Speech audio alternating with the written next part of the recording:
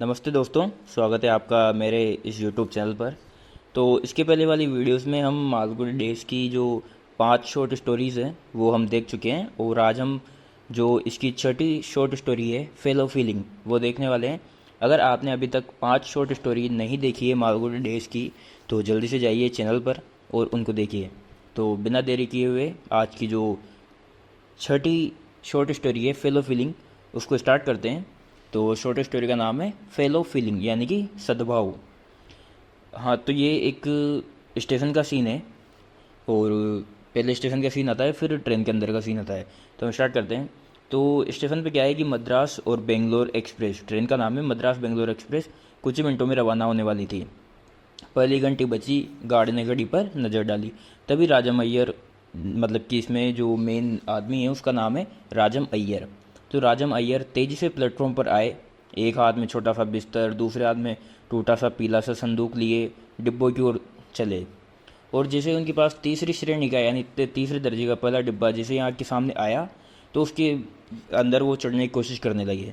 लेकिन वो जो ट्रेन का डब्बा था तीसरी श्रेणी का, वो इतना भरा हुआ था कि वो उसमें घुस ही नहीं पाए, और वो खिड़की से अपना सामान अंदर फेंका और ख़ुद भी खिड़की से ही वो ट्रेन के अंदर चले गए।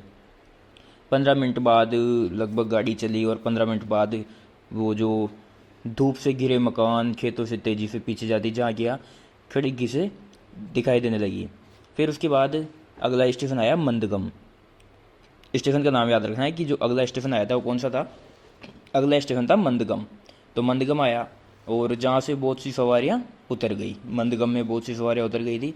ये जो जो डब्बा था, मतलब कि जो तीसरे दर्जे का यानी तीसरी श्रेणी का डिब्बा था, इसमें 8 सवारियाँ, 6 भारतीय सैनिक और 4 ब्रिटिश सैनिकों के लिए जगह थी। मतलब कि इसमें 8 सवारियाँ बैठ सकती थी, 4 ब्रिटिश सैनिक बैठ सकते थे, और 6 भारतीय सैनिक, यानी टोटल इसमें 18 जनों के लिए जगह थी। और इस डिब्बे में अब केवल 9 आदमी बचे थे, क्योंकि मंदगम में बहुत से आदमी नीचे उतर गए थे, तो ये डिब्बा काफ़ी खाली हो गया था। राजा मैयर को भी सीट मिल गई यहाँ से, और वो एक दुबले पतले से गरीब से दिखते एक मुसाफिर के सामने आ बैठे। यानी कि इसमें कोई आदमी पहले से बैठा था, मुसाफिर उसके सामने आ बैठे। फिर उन्होंने अपना कोट उतार दिया और गोलाई में लपेट दिया और नीचे रख दिया। घुटने से कोट गर्म मुँह तक लाए, मतलब कि एक, मतलब वो थोड़ी सी जगह में वहाँ पर बैठ गए। राजा मैयर ने प्यार और करुणा भरी एक नज़र डाली। सामने वाले जो एक आदमी था, वो मतलब कि सो रहा था सीट पर, तो सोने की कोशिश कर रहा था, तो उस पर एक प्यार भरी नज़र डाली। फिर वो राजा मैयर अपना चश्मा निकालते हैं और एक छोटी सी किताब लेकर उसमें पढ़ने लग जाते हैं, जिसमें मोटे तमिल अक्षरों में संधि के नियम और प्रक्रियाएँ लिखी हुई थी। मतलब कि संधि के नियम और प्रक्रियाएँ लिखी हुई थी, एक मोटी सी किताब थी तमिल। तो राजा मैयर वो पढ़ने लग जाते हैं। अब ये मतलब कि पाठ पढ़ने में मशहूर थे। तभी एक स्टेशन आता है, कटपटी स्टेशन। कटपड़ी स्टेशन, याद रखना है, कटपड़ी स्टेशन। यहाँ से एक मुसाफिर अंदर चढ़ा, और फिर ये अंदर चढ़ा तो इसको जगह नहीं मिली बैठने की, और ये गुरगुराने लगा, मतलब कि आवाज़ें निकालने पड़ा लगा बैठने के लिए। और जो एक गरीब सा आदमी जो सामने सो रहा था उसको परेशान करने लगा, और तीसरे मतलब जो तीसरी श्रेणी का डिब्बा था उसके नियम समझाने लगा कि भाई इसमें बैठ सकते हैं, सो नहीं सकते, तो उसको परेशान करने लगा। फिर मतलब कि उनमें इतना हो गया कि वो एक दूसरे में गाली देना भी शुरू हो गए, और यहाँ तक कि हाथ उठाने की भी बारी आ गई। उन दोनों में इतनी ज़्यादा बहस हो गई। फिर राजा मैयर जो कि किताब पढ़ रहे थे, उन्होंने अपना चश्मा ध्यान से, मतलब थोड़ा सा सरकाया और ध्यान से देखा, तो वो जो नया आदमी था मुसाफिर, वो चढ़ा तो उसकी नज़रें मतलब ख़तरनाक लग रही थी। राजा मैयर ने वापस से किताब में ध्यान लगाने की कोशिश की, लेकिन वो मतलब किताब में ध्यान नहीं लगा पाए, और वो जो नया मुसाफिर था वो गुंडों की तरह हरकतें करने लगा। फिर राजा मैयर ने उनसे कहा कि ये सब क्या है। तो वो राजा मैयर की तरफ देख कर वो बोला, क्या है, मतलब क्या है। फिर राजा मैयर ने थोड़ी सख्त आवाज़ में कहा कि ज़रा धीरे बात करो। फिर वो आदमी चुप हो गया। फिर राजा मैयर ने समझाने के बाद उसे कहा कि भले आदमी, तुम्हारा ये ढंग सही नहीं है, ये राजा मैयर कहते हैं। फिर वो आदमी चुपचाप सुनता रहा, और इससे राजा मैयर को थोड़ा सा और बढ़ावा मिल गया। और इसके बाद वो थोड़ी नैतिकता की बातें करने लग गए कि तुम्हारा कर्तव्य है, ऐसे बातें करने लग गए वो। फिर वो मुसाफिर कहता है कि आप अपने से मतलब रखिए। फिर वो राजा मैयर कहते हैं कि अच्छा। फिर उसके बाद मुसाफिर थोड़ी देर खड़ा रहा और सोचता रहा, और फिर उसे थोड़ा मतलब ऐसा महसूस हुआ, एक सत्य का ज्ञान हुआ, और वो कहने लगा, आप मुझे ब्राह्मण लगते हैं। फिर वो कि हाँ कि हाँ। फिर वो मुसाफिर कहता है कि आप हम पर अधिकार नहीं जमा सकते, आपके जो दिन थे ना वो पहले बीत चुके हैं, पहले जैसे पहले जमाते थे ना आप वैसे अधिकार नहीं जमा सकते। मतलब कि उसके कहने का मतलब था कि ब्राह्मण जो लोग थे वो हम पर पहले अधिकार जमाते थे, अब आपके दिन बीत चुके हैं, आप हम पर अधिकार नहीं जमा सकते। फिर राजा मैयर थोड़ा सा हंसे और फिर बोले, इससे तुम्हारा उस घटिया व्यवहार से क्या संबंध है जो तुम इस आदमी के साथ कर रहे हो? यानी कि मेरा ब्राह्मण होता तो तुम्हारी इस जो घटिया व्यवहार कर रहे हो तुम सामने वाले व्यक्ति से, उसका क्या संबंध है? फिर मुसाफिर बनावटी नम्रता से कहने लगा, तो ब्राह्मण देवता मैं तुम्हारे पैरों की धूल अपने माथे से लगाऊं। मतलब वो कटाक्ष में कहता है कि तो ब्राह्मण देवता मैं तुम्हारे पैरों की धूल अपने माथे से लगाऊं। और फिर वो मतलब कि वो जो मुसाफिर था वो गाने के सुर में कहने लग गया, ब्राह्मण देवता आपके दिन अब ख़त्म हो चुके हैं देवता जी, अब आप हम पर हुक्म चलाना बंद कीजिए देवता हमारा, ऐसे वो गाने लग गया। फिर राजा महर कहते हैं कि कौन कौन किस पर हुक्म चला रहा है? फिर उसके जवाब में फिर वो मुसाफिर कहता है कि मटन के दाम अब बहुत ज़्यादा बढ़ गए हैं, बिल्कुल दुगने हो गए हैं। मतलब वो अब थोड़ा उन पर टोंट मारने लग जाता है। फिर राजा मैयर का अच्छा। फिर मुसाफिर आगे बात बढ़ाता गया, हाँ और क्या हुआ है ऐसा? मतलब खुद ही कहता है कि और कैसे बढ़ गई कैसे भाव? क्योंकि अब ब्राह्मणों ने मांस खाना शुरू कर दिया है, छिपकर खरीदते हैं, जो चाहे वो कीमत तैयार हो जाते हैं। और मतलब वो कहने लग गया कि आज के दल के ब्राह्मण मांस मच्छी सब कुछ खाते हैं। बोला कि हम जैसे को भी वही कीमत देनी पड़ती है, हम तो छुप कर भी नहीं खरीदते फिर भी वही कीमत देनी पड़ती है। फिर राजा मैयर को याद आया वो कहावत कि कीचड़ में पत्थर फेंकोगे तो गंदगी उसी को लगती है। और वो चुप होकर आराम से बैठ गए। और मतलब वो ऐसे कहता रहा, मतलब कि एक बार मैंने एक ब्राह्मण को देखा था जो मछली ले जा रहा था, मैंने उससे पूछा तो वो कह रहा है कि इसमें तो केले हैं। ऐसे वो मतलब कि सुनाने लग गया। फिर वो राजा मैयर की तरफ देखकर पूछने लगा, ब्राह्मण देवता आज सवेरे क्या भोजन किया था? फिर राजा मैयर पूछे कि किसने, मैंने? फिर मुसाफिर ने कहा कि क्या मैं ये नहीं पूछ सकता कि सवेरे क्या खाया था? फिर राजा मैयर कहते हैं हाँ ज़रूर पूछ सकते हो, मैंने आज चावल घी दही बैंगन का सूप और सेम की सब्ज़ी खाई थी। फिर मुसाफिर ने कहा कि यही खाया था और कुछ नहीं? फिर उन्होंने कहा राजा मैयर ने, हाँ और कितनी दफ़ा तुम मुझसे ये बात पूछोगे? फिर मुसाफिर बोला, अरे बुरा मत मानिए। फिर राजा मैयर ने कहा कि तुम्हारा ख्याल है कि मैं झूठ बोल रहा हूँ?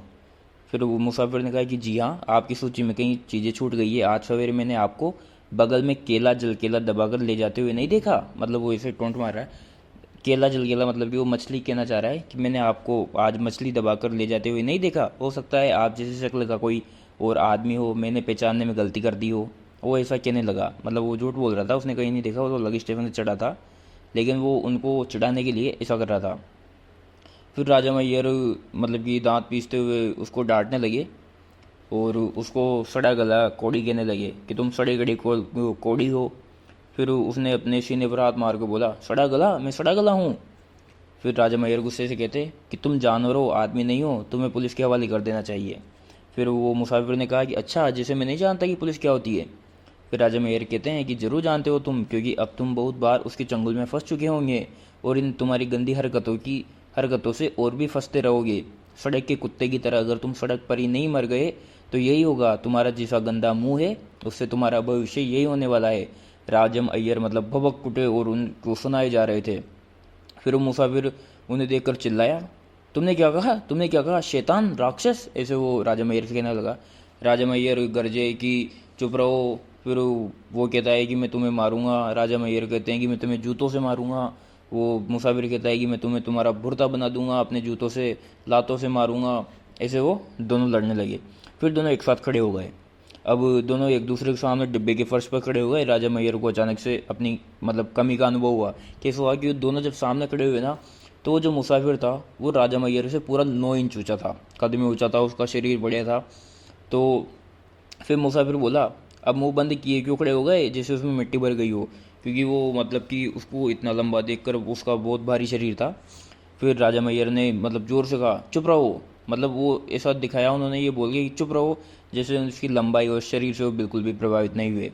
फिर मुसाफिर बोला कि जनाब ने अभी कहा है कि मुझे लातों से पीटेंगे। फिर राजा मैयर कहते कि हाँ ज़रूर पीटूंगा। फिर वो कहता है कि कोशिश कीजिए। फिर वो राजा मैयर कहते हैं यही नहीं, मैं इससे भी ज़्यादा कुछ करूँगा। फिर वो मुसाफिर अपना शरीर आगे लाता है, कहता है कि ठीक है, और अपनी आस्तीन ऊपर चढ़ा लेता है। राजा मैयर भी अपना कोट उतार देते हैं और आस्तीन ऊपर चढ़ा लेते हैं।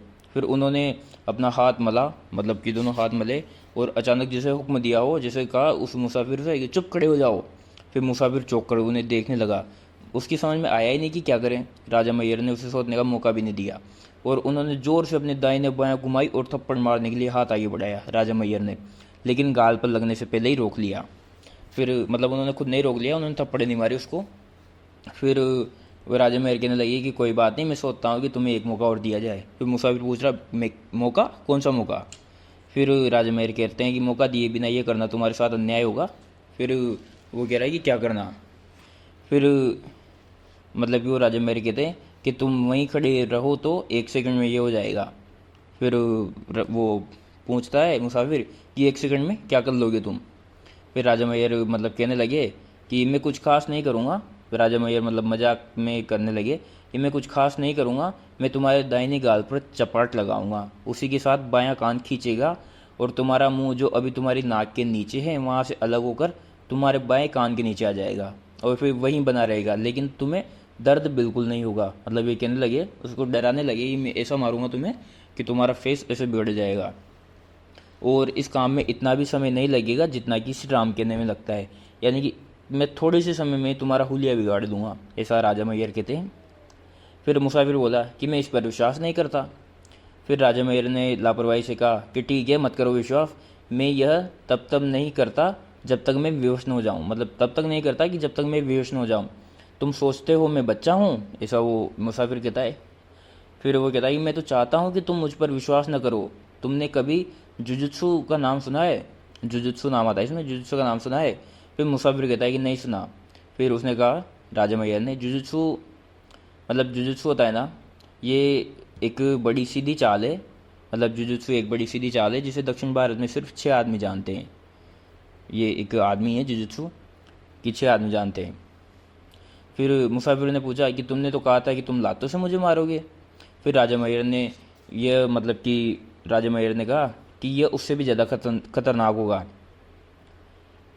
तो फिर राजा मैयर ने उसके मुंह और बाएं कान के बीच अपनी उंगली घुमाई और कहा, मैं मानता हूँ कि तुम्हारा चेहरा ठीक ठाक और अच्छा गोल है, लेकिन सोचो कि जब तुम कानों से लगा मुंह लेकर सड़कों पर चलोगे तो कैसा लगेगा? मतलब कान तुम्हारे मुंह के लगे होंगे तो कैसा लगेगा तुम्हें? यह कहकर उन्होंने इस तस्वीर को आगे बढ़ाया और मेरा ख्याल है जालारपेट स्टेशन पर जब गाड़ी रुकेगी तो तुम्हारा चेहरा देखने के लिए खासी भीड़ जमा हो जाएगी।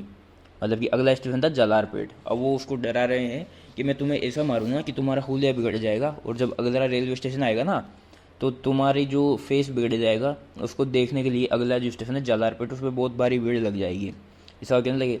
फिर मुसाफिर ने अपनी मतलब वो यहाँ पर अपने मुंह पर हाथ फेरा और कुछ सोचने लगा। वो डर गया कि सही में कुछ ऐसा कर दे, ऐसा मारे मेरे को, मेरा हुलिया बिगड़ जाए। फिर राजा मैयर कहते रहे, फिर मैंने तय किया कि यह मेरा कर्तव्य है कि मैं तुम्हें आगाह कर दूं। मैं तुम्हारी तरह बददिमाग और गुस्सैल नहीं हूँ, मुझे तुम्हारी बीवी और बच्चों की भी चिंता है। जब तुम अपना नया मुंह लेकर घर लौटोगे तब बच्चे अपने पापा को पहचान नहीं पाएंगे। अच्छा, कितने बच्चे हैं तुम्हारे? ये सब राजा मैयर उसे कहते हैं। फिर वो कहता है कि 4। फिर राजा मैयर कहते हैं, और सोचो कि तुम्हें खाना भी बाएं कान के नीचे खाना पड़ेगा और पानी के लिए भी बीवी की मदद लेनी पड़ेगी, उसे तुम्हारे मुंह के ऊपर से पानी डालना पड़ेगा। फिर वो मुसाफिर कहता है कि मैं डॉक्टर से इलाज करवा लूँगा। फिर कहते हैं कि ज़रूर करवाना। राजा मैयर ने कहा, और अगर कोई डॉक्टर तुम्हारा इलाज कर देगा तो मैं 1000 रुपये दूंगा। ऐसा भी वो कह देते हैं कि कोई डॉक्टर इलाज कर देगा ना तो मैं 1000 रुपये दूंगा, यूरोप के डॉक्टर भी इसका इलाज नहीं कर सकते। फिर मुसाफिर सिर झुकाकर सोच रहा था, तब राजा मैयर ने चिल्लाकर कहा, तो तैयार हो जाओ, दाहिने गाल पर एक तमाचा, मैं तुम्हारे कान खींचूंगा और तुम्हारा मुंह, ऐसा वो कहने लगे। फिर मुसाफिर अचानक खिड़की की तरफ दौड़ा और सिर निकालकर बाहर देखने लगा। स्टेशन पास आ गया था। गाड़ी जैसे ही जालारपेट स्टेशन पर रुकी, मुसाफिर ने अपना थैला पकड़ा और बाहर कूद गया। वह तेजी से भाग रहा था और एक नारियल वाले और खिलौने वाले से टकराते टकराते बचा। फिर राजा मैयर सोचने लगे, बाहर जाने की जरूरत नहीं थी। खिड़की से बाहर झाँक कर उन्होंने आवाज़ लगाई, अरे सुनो मुसाफिर। फिर मुसाफिर ने सिर घुमा कर देखा और राजा मैयर ने फिर पूछा उनसे, वापस आओगे, तुम्हारे लिए सीट रखें? फिर उसने कहा कि नहीं नहीं, मेरा टिकट जालारपेट तक का ही है, और पहले से ज़्यादा तेज़ी से भागने लगा। फिर वो फिर ट्रेन चलने लगी और जालारपेट पीछे रह गया। कमज़ोर मुसाफिर उसी तरह दबा से कुड़ा बैठा था। वो जो एक और मुसाफिर था कमज़ोर, वो ऐसे बैठा था। राजा मैयर ने चश्मा उतारा और कहा, अब आराम से लेट जाओ। मुसाफिर पैर सीधे करने लगा। राजा मैयर ने पूछा, तुमने सुना कि उसने अपना टिकट जालारपेट का ही बताया था? फिर वो जो गरीब था उसने कहा कि हाँ। फिर राजा मैयर ने कहा कि वह चौथे डिब्बे में जाकर बैठ गया है, मैंने उसे उसमें घुसते हुए देखा है और वह झूठ बोल रहा था। और कमज़ोर मुसाफिर ने तो उसकी बात पर विश्वास कर लिया, लेकिन जो दूसरे मुसाफिर थे वो संदेह से उन्हें देखते रहे। यानी कि दूसरे मुसाफिरों को तो यही लगता रहा कि वो इतना बड़ा शरीर था उसका, इतना भारी था, वो इनसे डर के क्यों भागेगा, वो तो उसको उतरना ही यही होगा, इसलिए वो तो उतर गया। और राजा मैयर भी हालांकि उससे डर चुके थे, लेकिन वो अपनी बातों से उसको ऐसा भयभीत कर देते कि जैसे तो उसका भूल यही वो बिगाड़ देंगे। तो ये थी कि इसमें मतलब कि जो बातों ही बातों से उन्होंने एक उनसे 9 इंच बड़े आदमी को भी डरा दिया। तो कैसी लगी आपको स्टोरी? और अगली स्टोरी के लिए हम मिलते हैं नेक्स्ट वीडियो में। और अगर आपको अभी तक मतलब मेरे चैनल को अभी तक आपने सब्सक्राइब नहीं किया है तो जल्दी सब्सक्राइब करें। Thank you.